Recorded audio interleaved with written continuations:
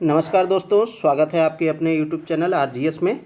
और हमेशा की तरह आज भी आप लोगों के सम्मुख हाजिर हैं डेली करंट अफेयर्स के प्रोग्राम में। तो सबसे पहले आप लोगों को बीते बसंत पंचमी और सरस्वती पूजा की हार्दिक शुभकामनाएं। चलिए सेशन की शुरुआत करते हैं। और सेशन की शुरुआत से पहले आप सभी से रिक्वेस्ट कि यदि चैनल को आपने सब्सक्राइब नहीं किया है तो सब्सक्राइब कर दें और अन्य लोगों तक इस चैनल को शेयर करें ताकि वो लोग भी इस वीडियो का लाभ ले सकें। बढ़ते हैं पहले प्रश्न की ओर। तो निम्नलिखित कथनों पर विचार करें और सही विकल्प पर विचार करें, चयन करें। यहाँ चयन होगा, ठीक है। तो विश्व आर्द्र भूमि दिवस हर साल 2 फरवरी को आर्द्र भूमि के बारे में जागरूकता बढ़ाने के लिए मनाया जाता है। स्टेटमेंट 1 और स्टेटमेंट 2 क्या कह रहा है? यह दिन आर्द्र भूमि पर कन्वेंशन की वर्षगांठ का भी प्रतीक है, जिसे 1971 में एक अंतर्राष्ट्रीय संधि के रूप में अपनाया गया था। तो पूछ रहा है कौन से विकल्प सही हैं। तो सही पूछ रहा है, तो दोनों विकल्प हमारे सही हैं। चूँकि आप लोगों को पता होगा कि 2 फरवरी 1971 का समय ईरान के रामसर स्थल पर जो है ये कन्वेंशन हुआ था और आर्द्र भूमि को बचाने के लिए ये बैठक हुआ था, समझौता हुआ था। इसमें क्या है, विभिन्न देशों द्वारा आर्द्र भूमि को संरक्षित करने के लिए प्रयास किए जाते हैं। उसके महत्व को बताने के लिए प्रतीक के रूप में इस दिन को चुना गया है। तो आर्द्र भूमि वे वेटलैंड होते हैं, वे जल क्षेत्र होते हैं जो छिछले रूप में होते हैं और जैव विविधता और जल चक्रण के साथ साथ बहुत से पादप को और जीवों को पोषण स्तर प्रदान करते हैं और पर्यावरणीय संतुलन में भी योगदान देते हैं। चलिए इसकी व्याख्या को देखें। तो विश्व आर्द्र भूमि दिवस हर साल 2 फरवरी को आर्द्र भूमि के बारे में जागरूकता बढ़ाने के लिए मनाया जाता है। यह दिन आर्द्र भूमि पर कन्वेंशन की वर्षगांठ का भी प्रतीक है, जिसे 1971 में एक अंतर्राष्ट्रीय संधि के रूप में अपनाया गया था। वर्ष 1997 से विश्व आर्द्र भूमि दिवस मनाया जा रहा है। यानी हम 1971 में ये कन्वेंशन हुआ, लेकिन हर वर्ष जो है 2 फरवरी को हम आर्द्र भूमि दिवस मनाते हैं। वो कब से मना रहे हैं? 1997 से। विश्व आर्द्र भूमि दिवस आर्द्र भूमि के लिए सबसे महत्वपूर्ण संचार और राष्ट्रीय जागरूकता बढ़ाने वाले कार्यक्रम होते हैं। इस बार की थीम देखिए तो क्या है, हमारे साझा भविष्य के लिए आर्द्र भूमियों का संरक्षण, protecting wetlands for our common future. ठीक है, ये इस बार की थीम है 2025 की। विश्व आर्द्र भूमि जो है मनाया क्यों जाता है? तो वर्ष 1970 के बाद से दुनिया की लगभग 90% जो है आर्द्र भूमियाँ नष्ट हो चुकी हैं। 10% जो है आर्द्र भूमियाँ बची हैं। हम वनों की तुलना में 3 गुना तेज़ी से आर्द्र भूमि खो रहे हैं। आर्द्र भूमियाँ जैव विविधता, जलवायु समन, अनुकूलन, मीठे पानी की उपलब्धता, विश्व अर्थव्यवस्थाओं और बहुत कुछ में योगदान देती हैं, जैसा कि पहले भी हमने बताया। आर्द्र भूमि ऐसे क्षेत्र हैं जहाँ जल, पर्यावरण और संबंधित पौधे व पशु जीवन को नियंत्रित करने वाला प्राथमिक कारक है। आर्द्र भूमि को इस प्रकार परिभाषित किया गया है जैसे स्थलीय और जलीय पारिस्थितिक प्रणालियों के बीच संक्रमणकालीन भूमि, जहां जल आमतौर पर सतह पर होता है या भूमि उथले पानी से ढकी होती है। ठीक है, आर्द्र भूमि का महत्व देख लें तो अत्यधिक उत्पादक पारिस्थितिक तंत्र, वेटलैंड दुनिया के 2/3 मत्स्य उत्पादन का स्रोत है। तो जो भी मत्स्य उत्पादन होता है दुनिया भर में, वो वहाँ से जो है उनमें से 2/3 जो है वेटलैंड से ही प्राप्त होता है। वाटरशेड पारिस्थितिकी में एक अभिन्न भूमिका निभाता है। वेटलैंड पोषक तत्वों के संयोजन से जीवों का आधार तैयार करते हैं। कार्बन पृथक्करण भी इसका मुख्य लक्ष्य है। आर्द्र भूमि कार्बन को संग्रहित कर पर्यावरणीय चक्रों में योगदान देते हैं, बाढ़ के स्तर और मिट्टी के कटाव को कम करते हैं। आर्द्र भूमियाँ बाढ़ और जल प्रवाह को नियंत्रित कर मिट्टी के कटाव को कम करती हैं। मानव और ग्रह जीवन के लिए महत्वपूर्ण है। आर्द्र भूमि पर 1 अरब लोग निर्भर हैं और 40% प्रजातियां इनमें रहती हैं। आर्द्र भूमि के स्रोत कौन कौन से हैं? तो भोजन, औषधियाँ, जल विद्युत और कच्चे माल के महत्वपूर्ण स्रोत हैं।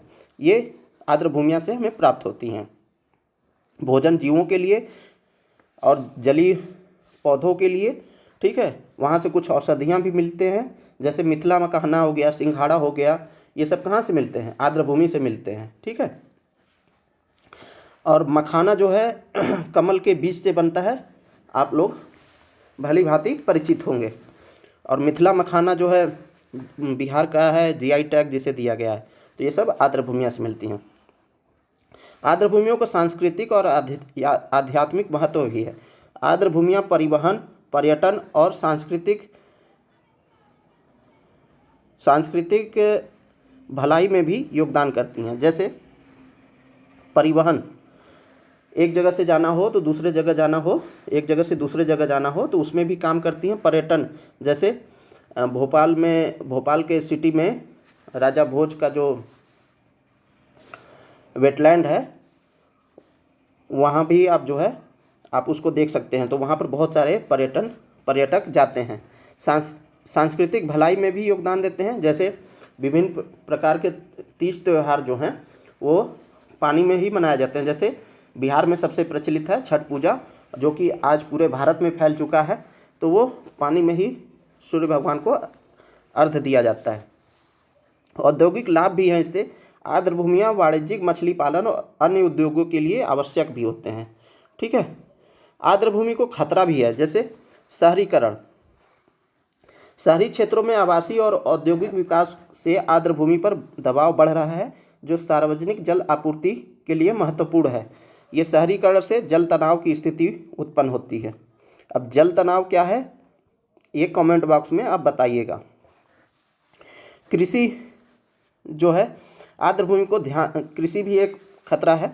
आर्द्र भूमि को धान के खेतों में बदलने और सिंचाई के लिए जलाशयों, नहरों और बांधों के निर्माण से आर्द्र भूमि का जल स्वरूप प्रभावित होता है। जैसे पहले आप देखते होंगे गांव के आसपास तालाब रहता था, तो तालाब से क्या होता था, ये सिंचाई कर लेते थे।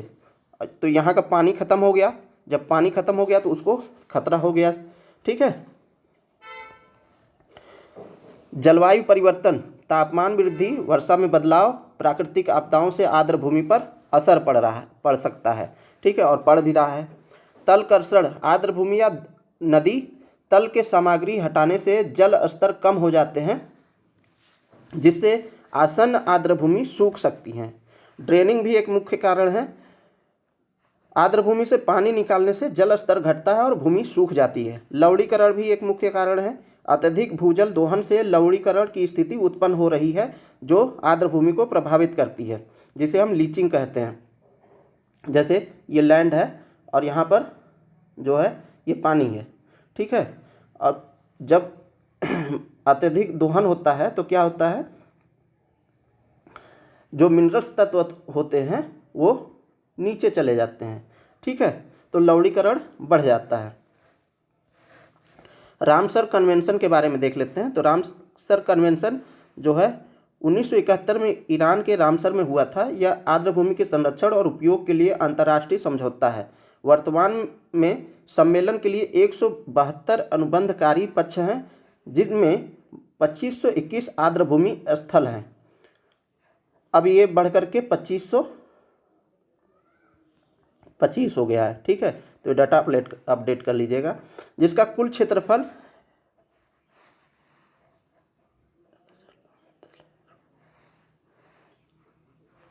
इकाई, दहाई, सैकड़ा, हजार, 10,000, लाख, 10 लाख, करोड़, 10 करोड़, यानी 25,73,17,367 हेक्टेयर है। रामसर कन्वेंशन के 3 स्तंभ हैं, और 3 स्तंभ कौन कौन से हैं? आर्द्र भूमियों का बुद्धिमानी पूर्वक उपयोग, सूचीबद्ध आर्द्र भूमियों का प्रभावी प्रबंधन और अंतर्राष्ट्रीय सहयोग। और भारत और रामसर कन्वेंशन के बारे में देख लेते हैं। तो भारत जो है 1971 में नहीं शामिल हुआ, और ना ही 1997 से, चूँकि 97 से हम मना रहे हैं ना, तो भारत जो है 1 फरवरी 1982 को रामसर कन्वेंशन का पक्षकार बना, यानी इसमें शामिल हुआ। अब तक 23 राज्यों और केंद्र शासित प्रदेशों को कवर करने वाली 89 आर्द्रभूमियों को रामसर स्थलों के रूप में नामित किया गया। भारत 1999 से 2002 तक रामसर कन्वेंशन की स्थायी समिति का सदस्य भी था। तमिलनाडु में भारत में सबसे अधिक 20 रामसर साइटें हैं। उसके बाद उत्तर प्रदेश में 11 साइटें हैं। अभी ये पहले 18 था, अभी जो है कुछ और रामसर स्थल जोड़े गए हैं, इसीलिए चर्चा का बिंदु है। तो 20 रामसर स्थल हो गए हैं तमिलनाडु में, सबसे ज़्यादा है। भारत की पहली रामसर साइट चिल्का झील है, जो उड़ीसा में अवस्थित है। 1 अक्टूबर 1981 को रामसर साइट के रूप में नामित हुआ था। क्षेत्रफल जो है 1,16,500 हेक्टेयर है। और सबसे बड़ी रामसर साइट जो है सुंदरबन आर्द्रभूमि, जो पश्चिम बंगाल में पड़ती है, 30 जनवरी 2019 को रामसर साइट के रूप में नामित किया गया था। इसका क्षेत्रफल 4,23,000 हेक्टेयर है। और सबसे छोटी साइट की बात करें तो रेणुका आर्द्रभूमि हिमाचल प्रदेश में अवस्थित है, जिसे 11 नवंबर 2005 को रामसर साइट के रूप में नामित किया गया था। इसका क्षेत्रफल 20 हेक्टेयर मात्र है। अभी देखिए, जो इस प्रश्न को शामिल करने का मुख्य उद्देश्य क्या था कि केंद्र ने 4 नए रामसर स्थलों को जोड़ने की घोषणा की है। इनमें से कुल रामसर स्थलों की संख्या 89 हो गई है इससे, ठीक है, जो अभी तक 85 थी। तमिलनाडु में सक्कर-कोट्टई पक्षी अभयारण्य और थेरथंगल पक्षी अभयारण्य, ये 2 तमिलनाडु में जोड़े गए हैं, इसलिए 20 हो गए, पहले 18 था। सिक्किम में खेचोपलरी आर्द्रभूमि, झारखंड में उधवा झील को देश के रामसर स्थलों की सूची में शामिल किया गया है। तो ये आकाशवाणी के जरिए जो है न्यूज़ मिली थी। चलिए, सबसे अधिक विश्व में बात कर लें तो सबसे अधिक रामसर स्थल वाले देश कौन सा है? तो यूनाइटेड किंगडम है, जिसमें 176 रामसर स्थल हैं।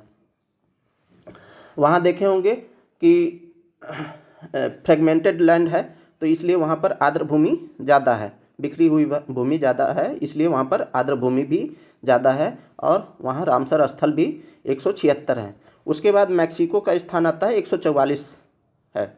रामसर संरक्षण के तहत सबसे बड़ी क्षेत्रफल वाला देश बोलीविया है, जिसका क्षेत्रफल 1,48,000 वर्ग किलोमीटर है। तो क्षेत्रफल के मामले में बोलीविया है, संख्या के मामले में यूनाइटेड किंगडम है और भारत में 89 है। अगला प्रश्न देखें, निम्नलिखित कथनों पर विचार करें। हाल ही में वर्ल्ड मॉन्यूमेंट्स फंड ने पहली बार शनि को जोखिम वाली जगहों की सूची में शामिल किया है। लैंडिंग साइट अंतरिक्ष यात्री नील आर्मस्ट्रांग ब्लूप्रिंट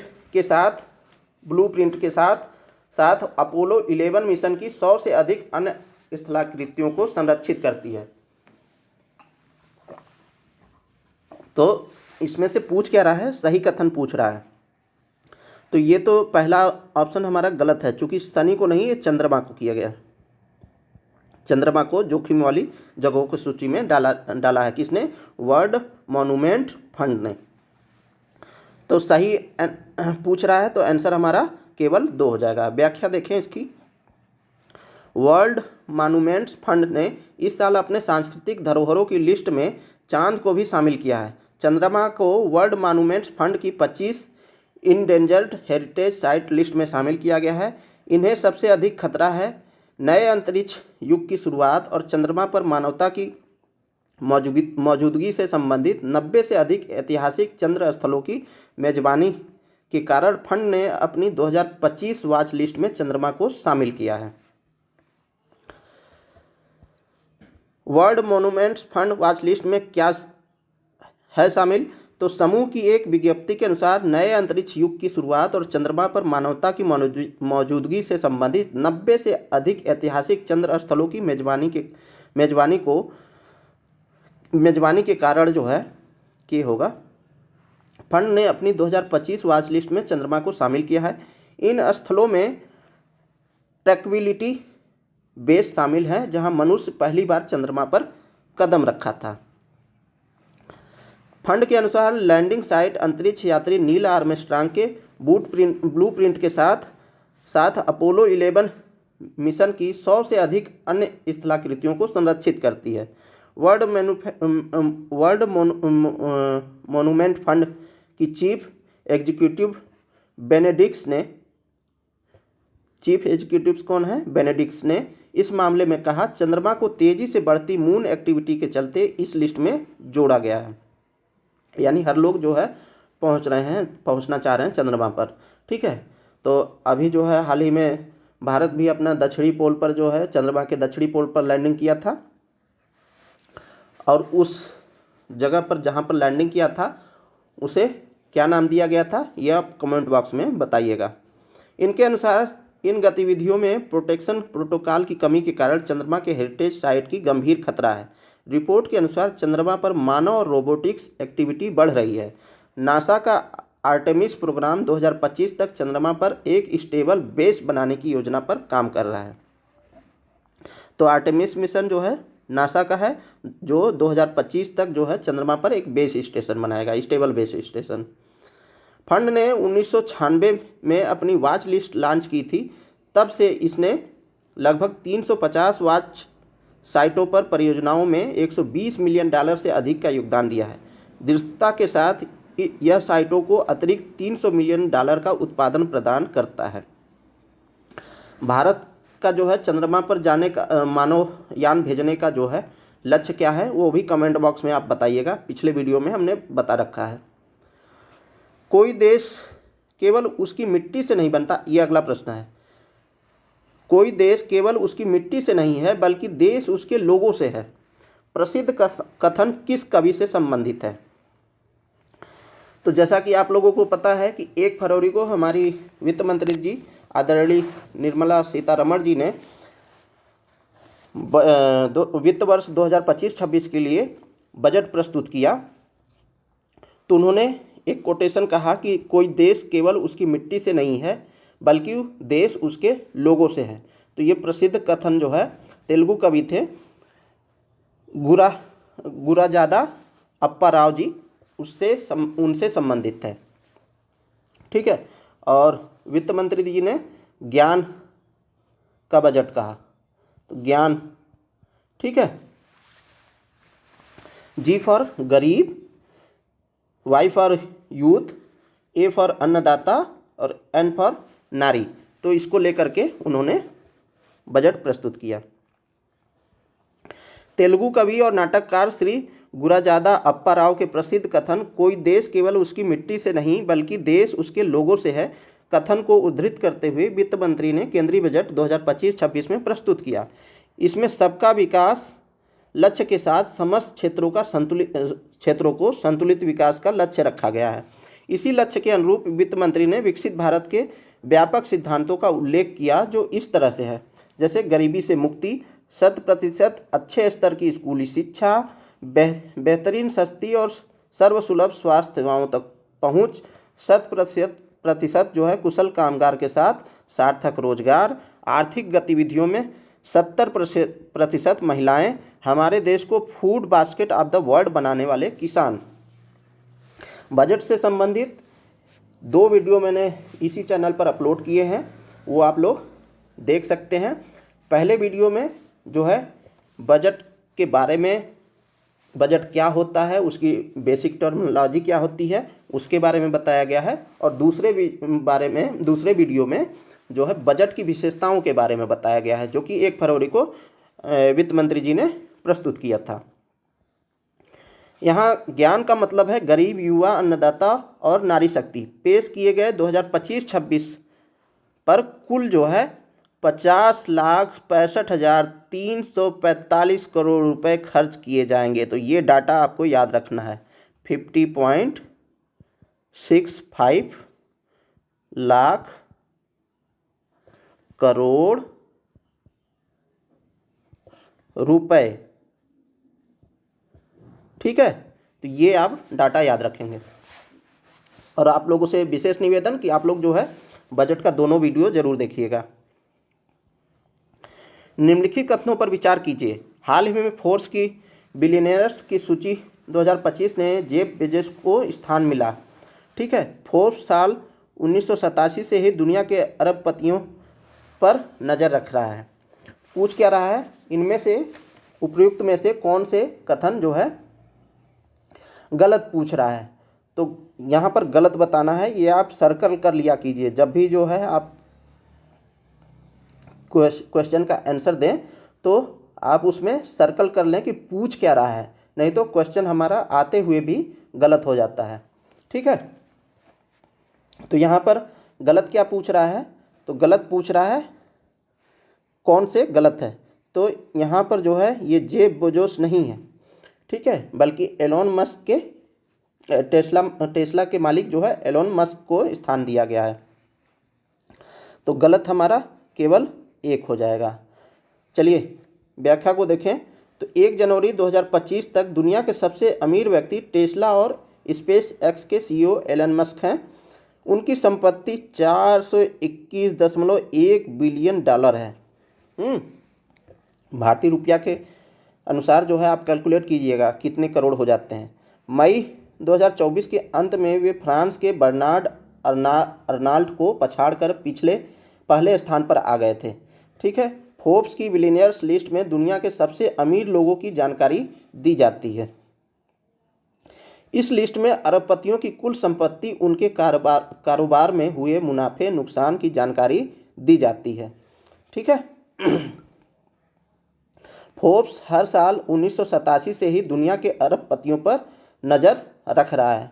फोर्ब्स की बिलियनियर्स लिस्ट में शामिल होने वाले भारतीयों की कुल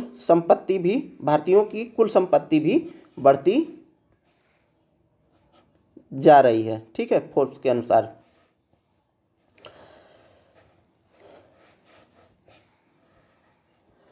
फंड ने 1986 में अपनी वॉच लिस्ट लॉन्च की और 1996 में, सॉरी माफ़ कीजिएगा, 1996 अपनी वॉच लिस्ट जारी की।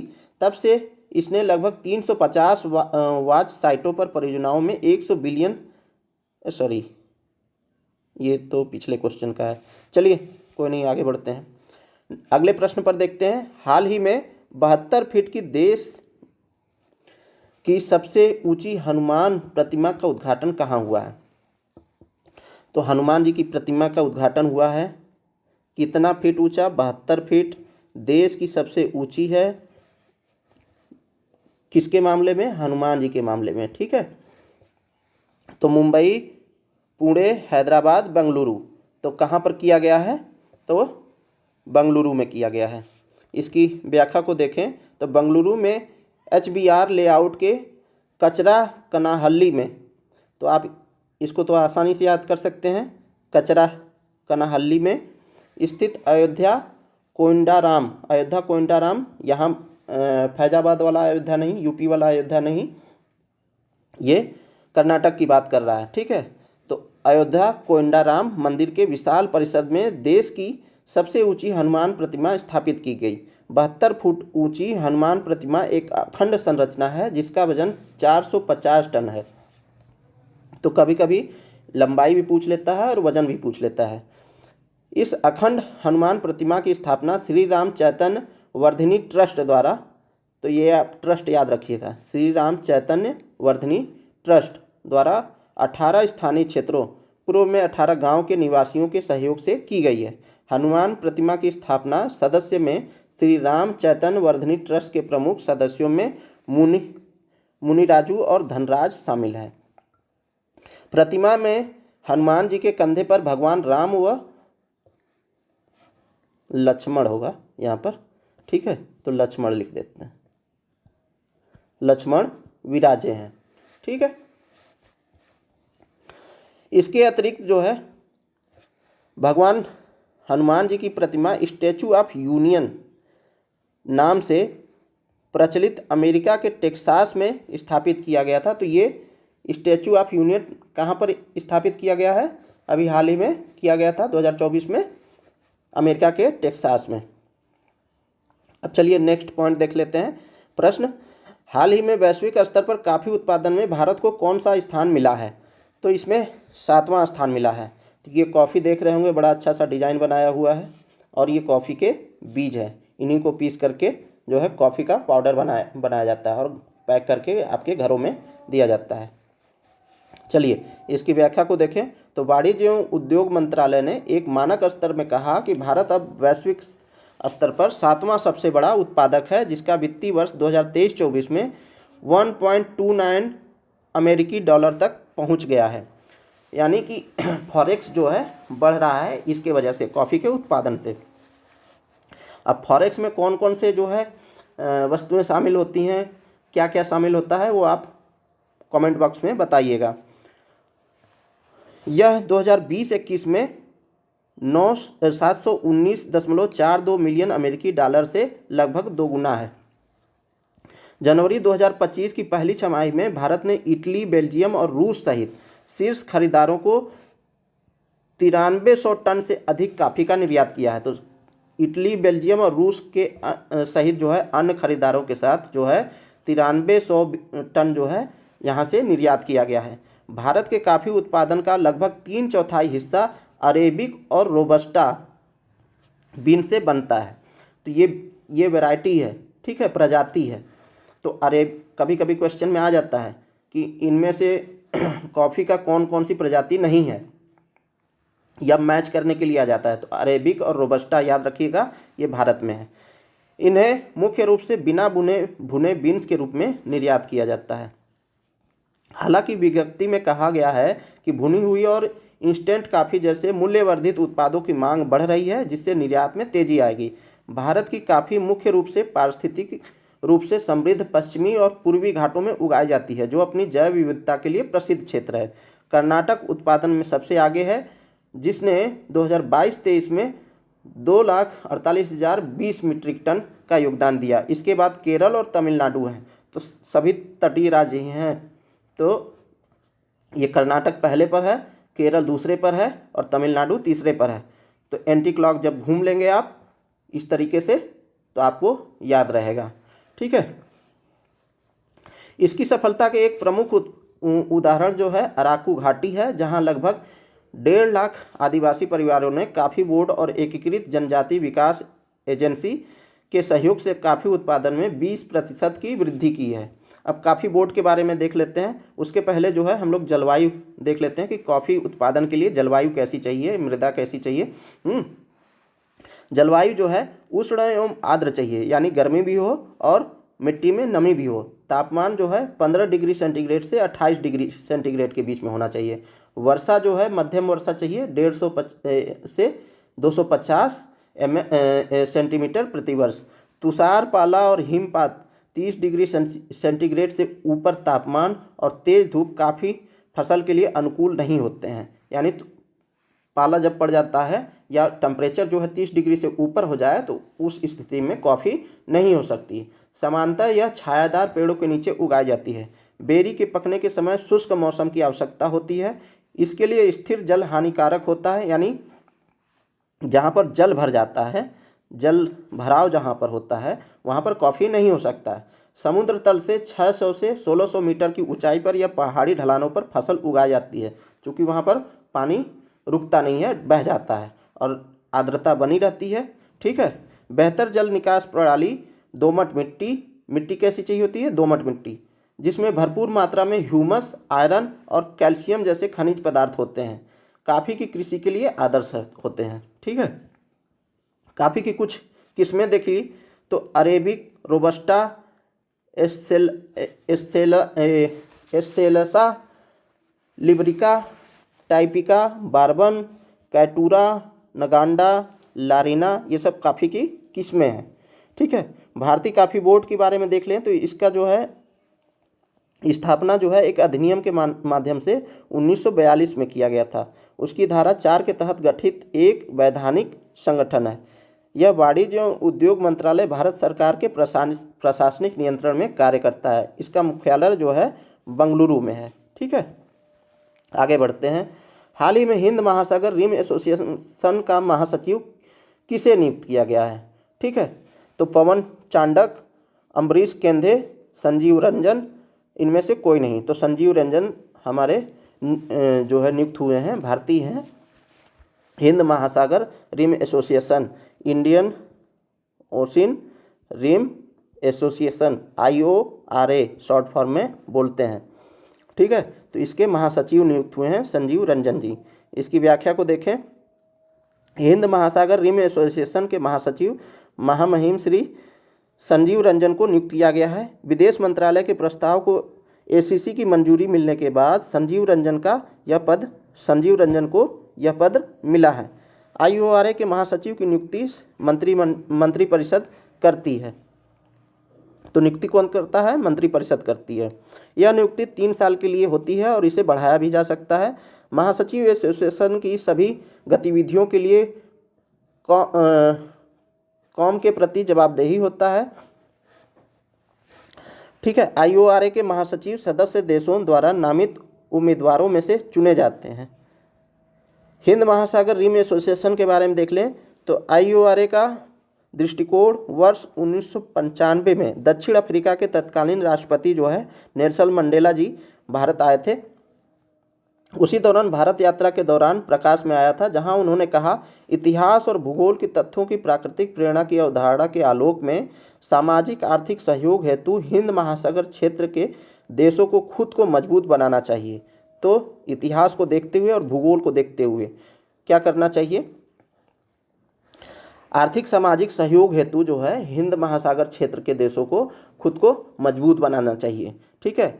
इससे मार्च 1995 में हिंद महासागर रिम इनिशिएटिव और मार्च 1997 में हिंद महासागर रिम एसोसिएशन, तब इसे क्षेत्रीय सहयोग के लिए हिंद महासागर रिम एसोसिएशन के रूप में जाना जाता था, का मार्ग प्रशस्त हुआ। तो ये किसके द्वारा हुआ? नेल्सन मंडेला 1995 में भारत आए थे, तब इसकी नींव पड़ी थी। वर्तमान में जो है IORA के 23 सदस्य देश हैं और 11 संवाद भागीदार हैं। 23 सदस्य देशों में ऑस्ट्रेलिया है, बांग्लादेश है, कोमोरोस है, फ्रांस है, भारत है, इंडोनेशिया है, ईरान है, केन्या है, मेडागास्कर है, मलेशिया है, Maldives, Mauritius, Mozambique, Oman, Seychelles, Singapore, Somalia, दक्षिण अफ्रीका, श्रीलंका, तंजानिया, थाईलैंड, संयुक्त अरब अमीरात, यमन। संवाद भागीदार के रूप में कौन कौन है? चीन है, मिस्र है, सऊदी अरब है, जर्मनी है, इटली है, जापान है, दक्षिण कोरिया है, रूस, तुर्की, यूनाइटेड किंगडम तथा संयुक्त राज्य अमेरिका है। इसका सचिवालय जो है मॉरिशस में है। IORA का सचिवालय। इसमें 6 प्राथमिकता वाले तथा 2 फोकस क्षेत्र शामिल हैं। तो ये रहा इंडियन ओशियन रिम एसोसिएशन का क्षेत्र और उसके सदस्य देश। ठीक है। तो आज के लिए बस इतना ही। आप लोगों का बहुत बहुत धन्यवाद और आपका जो सजेशन है वो हमारे लिए बहुत ही कीमती है। तो कृपया जो है आप लोग डेली करंट अफेयर से संबंधित जो भी सुझाव हो वो कमेंट बॉक्स में देने का कष्ट करें, ताकि जो है हम और भी बेहतर आपके लिए कुछ कर पाएँ। तो आप सभी से लेते हैं अलविदा और जय हिंद, और मिलते हैं नेक्स्ट वीडियो में। और वीडियो अच्छा लगा हो तो अन्य लोगों तक शेयर ज़रूर कीजिएगा। बहुत बहुत धन्यवाद।